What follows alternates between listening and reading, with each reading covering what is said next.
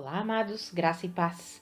Aqui é Catiane Lins, do Ministério Vida, e é uma alegria estarmos juntos mais um dia compartilhando a Palavra de Deus. Nós estamos meditando na carta aos Colossenses e o nosso capítulo de hoje é o capítulo 2. Nós falamos ontem que essa é uma carta extremamente cristológica. O apóstolo Paulo fala sobre o poder, a supremacia de Cristo, e nós vimos que também é uma carta apologética, ou seja, o apóstolo Paulo combate falsos ensinamentos. E é aqui no capítulo de hoje que nós veremos as características desses falsos ensinamentos. Então eu encorajo você a ler o capítulo antes de ouvir o áudio e acompanhar o áudio com a sua Bíblia aberta no capítulo 2, porque hoje nós vamos passear por todo o capítulo, literalmente lendo os versículos, porque é um capítulo autoexplicativo, mas nós vamos lendo e eu vou acrescentando aquilo que o Senhor tem me ensinado a respeito dessas escrituras aqui. Então eu já quero começar lendo dos versículos 1 até o 7. Está escrito assim: Quero que vocês saibam quanto estou lutando por vocês, pelos que estão em Laodiceia e por todos os que ainda não me conhecem pessoalmente. Esforço-me para que eles sejam fortalecidos em seu coração, estejam unidos em amor e alcancem toda a riqueza do pleno entendimento, a fim de conhecerem plenamente o mistério de Deus, a saber, Cristo. Nele estão escondidos todos os tesouros da sabedoria e do conhecimento. Eu digo isso para que ninguém os escravize com argumentos que só parecem convincentes. Porque, embora esteja fisicamente longe de vocês, em espírito estou presente e me alegro em ver como estão vivendo em ordem e como está firme a fé que vocês têm em Cristo. Portanto, assim como vocês receberam Cristo Jesus, o Senhor, continuem a viver nele, enraizados e edificados nele, firmados na fé como foram ensinados, transbordando de gratidão. Mas o apóstolo Paulo começa falando o quanto ele se esforçava para que de fato essas igrejas, ele cita ali, né, vocês mesmos, a igreja de Colossos, os irmãos que estão em Laodiceia, porque Colossos era uma cidade que ficava bem próxima de Laodiceia, e todos aqueles que ainda não me conhecem pessoalmente, eu me esforço para que vocês sejam fortalecidos.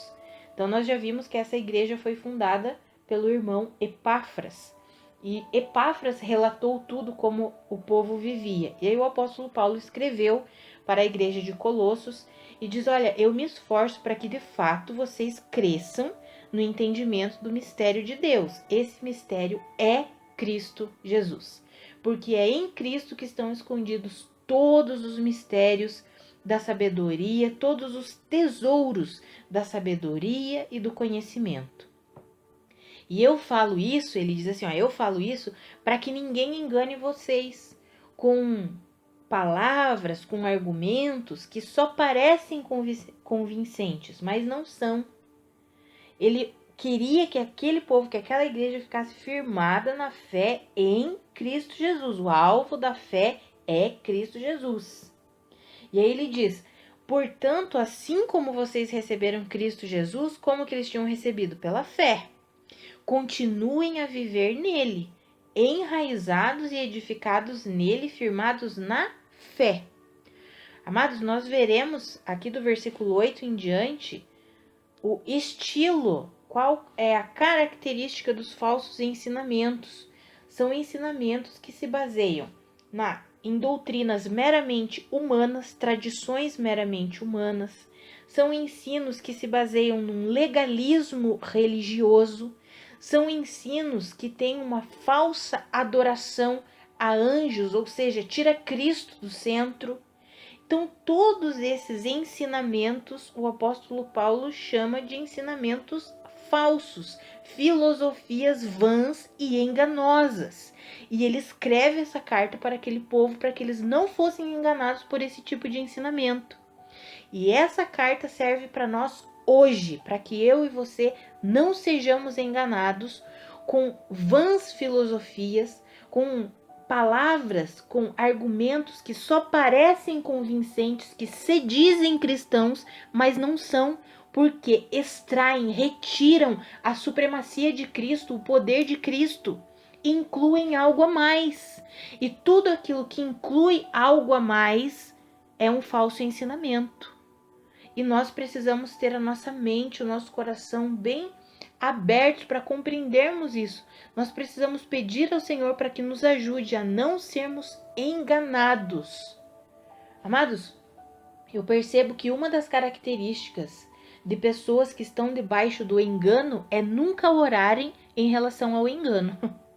Eu já percebi que pessoas que estão debaixo de doutrinas que são enganosas, que se dizem cristãs, mas são enganosas, eles não oram dizendo: Senhor, se eu estiver enganado, por favor, me mostra.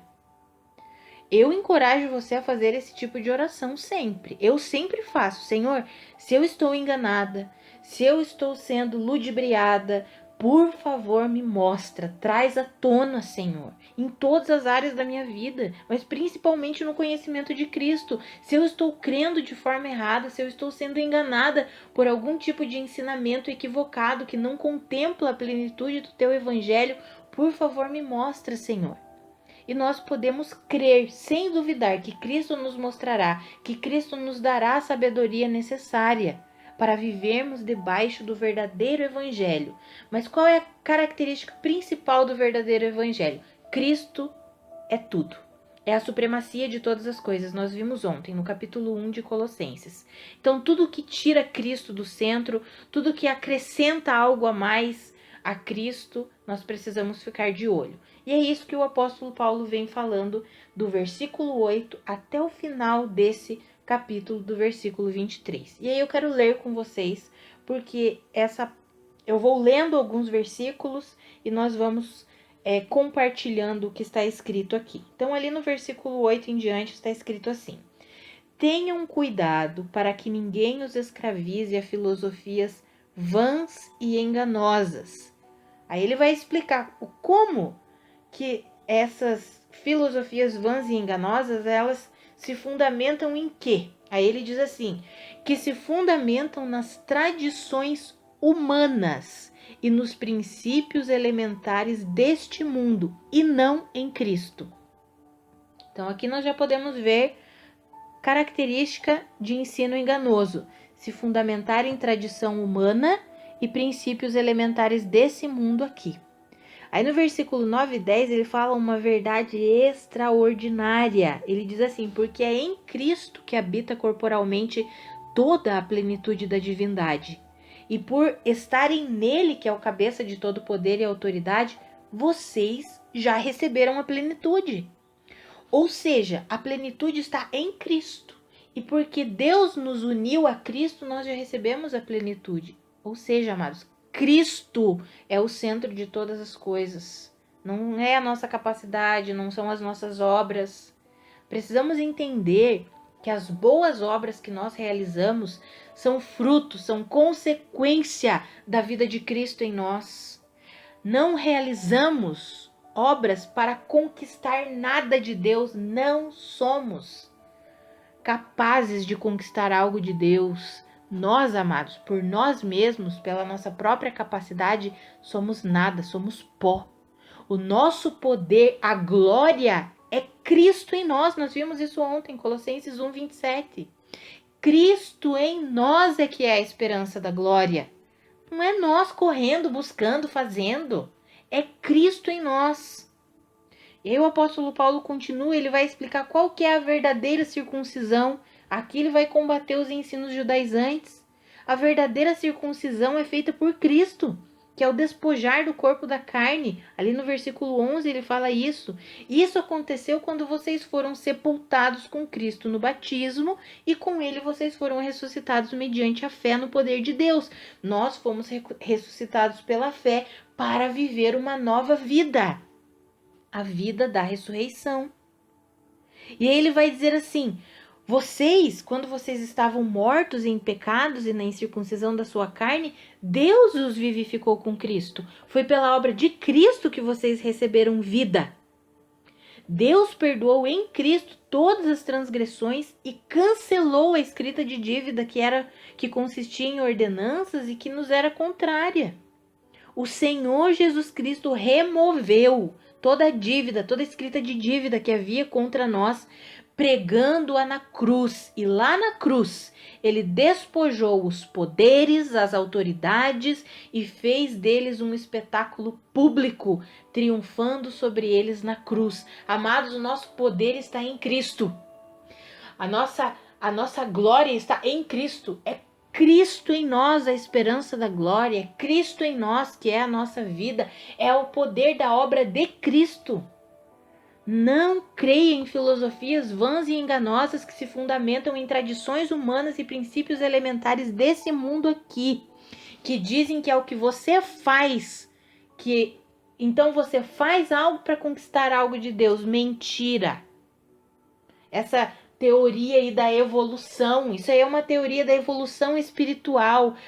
Eu vou sendo aperfeiçoado espiritualmente, ligado ao gnosticismo, ligado a processos de reencarnação, coisas que não existem. Não creiam nisso. Esse negócio do pensamento positivo, fé e pensamento positivo são completamente diferentes. Amados, não creiam nas filosofias vãs e enganosas que se fundamentam nas tradições humanas e nos princípios elementares desse mundo e não em Cristo. A nossa vida está em Cristo. O poder que há em nós é Cristo Jesus. Nós temos unção, temos poder, mas não vem de nós mesmos, vem de Cristo. E nós precisamos colocar Cristo no centro. Cristo é o centro da nossa vida. Todo ensino que tira Cristo do centro é um ensino enganoso, é um ensino falso, e nós precisamos nos afastar desse tipo de ensinamento. E aí o apóstolo Paulo continua no versículo 16, dizendo para os irmãos não permitirem que ninguém os julgasse pelo que eles comiam, pelo que eles bebiam, com relação a alguma festividade religiosa ou com relação às celebrações das luas novas e dos dias de sábado, falando aqui sobre os judaizantes. E aí no versículo 17 ele faz uma declaração extraordinária. Esse versículo é um dos versículos chave do nosso ministério, que diz assim: essas coisas são sombras do que haveria de vir. A realidade, porém, encontra-se em Cristo. A verdade é Cristo, a realidade da nossa vida é Cristo. E nós precisamos viver e entender isso. E aí ele diz, não permitam, no versículo 18 em diante, não permitam que ninguém que tenha prazer numa falsa humildade e na adoração de anjos os impeça a alcançar o prêmio. Tal pessoa conta detalhadamente suas visões, mas a sua mente carnal a torna orgulhosa. Trata-se de alguém que não está unido à cabeça, a partir do qual todo o corpo, sustentado e unido por seus ligamentos e juntas, efetua o crescimento dado por Deus. Cuidado, amados, Deus nos dá visões sim, mas cuidado com pessoas, com denominações, com instituições que pautam a sua doutrina na visão de alguém. A doutrina precisa ser pautada na palavra. A doutrina do evangelho está aqui descrita na palavra. E nós precisamos viver a palavra. Cuidado com quem tem tanta visão, adoração de anjos. Olha o que a palavra fala. Não permitam que ninguém que tenha prazer numa falsa humildade na adoração de anjos os impeça de alcançar o prêmio. Essas pessoas contam detalhadamente as suas visões e a sua mente carnal a torna orgulhosa. Trata-se de alguém que não está unido à cabeça, que é Cristo Jesus.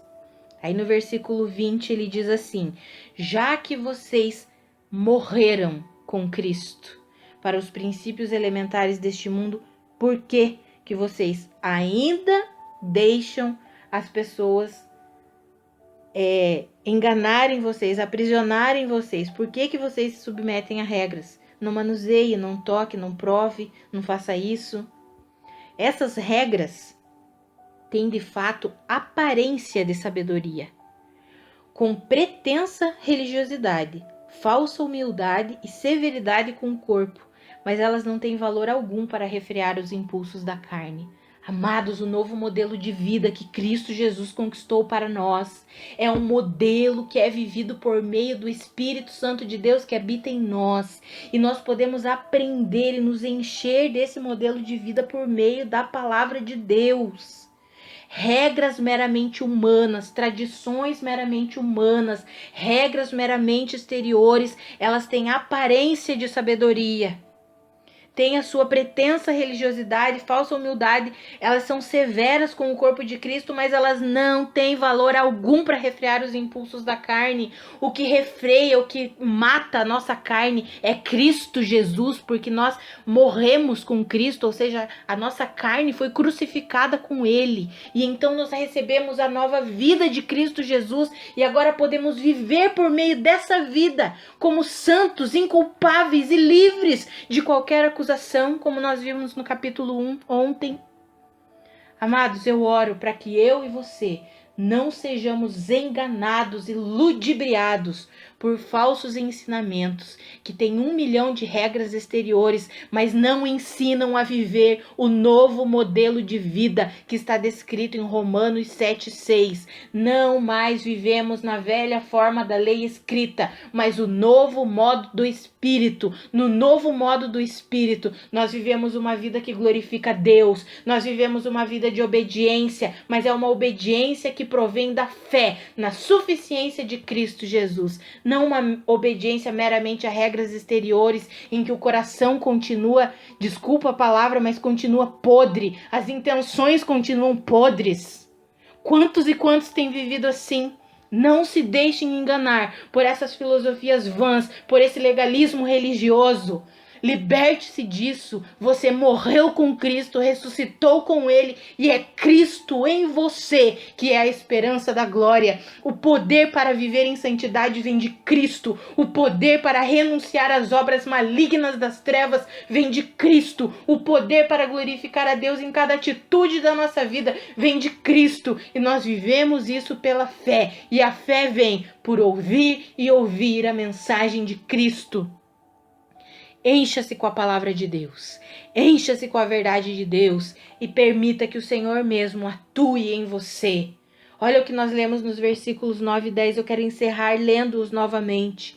Pois em Cristo habita corporalmente toda a plenitude da divindade, e por estarem nele, que é o cabeça de todo poder e autoridade, vocês receberam a plenitude.